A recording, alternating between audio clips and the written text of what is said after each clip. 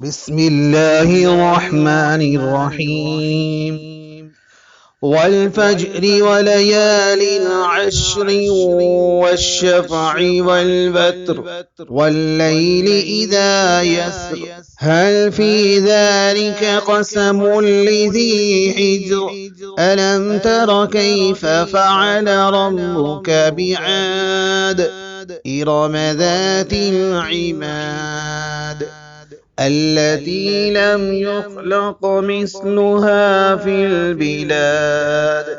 وثمود الذين جابوا الصخر بالواد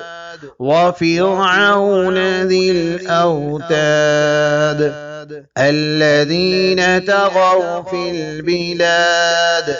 فأكثروا فيها الفساد فصب عليهم ربك سوط عذاب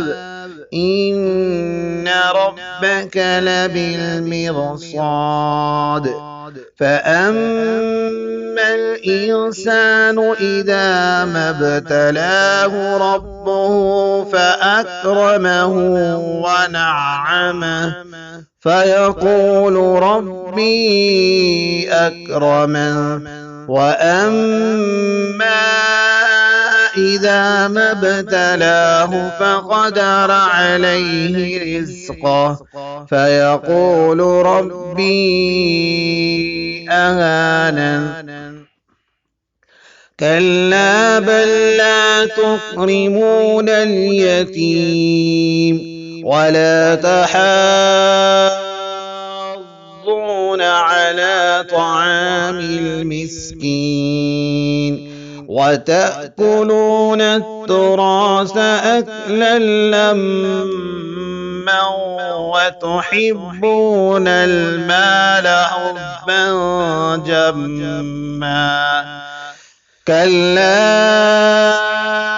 إذا دكت الأرض دكا دكا وجاء ربك والملك صفا صفا وجيء يومئذ بجهنم يومئذ يتذكر الإنسان وأنى له الذكرى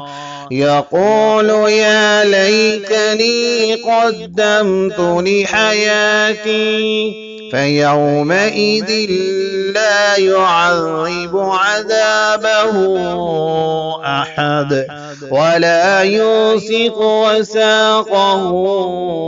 أحد يا أيتها النفس المطمئنة ارجعي إلى ربك راضية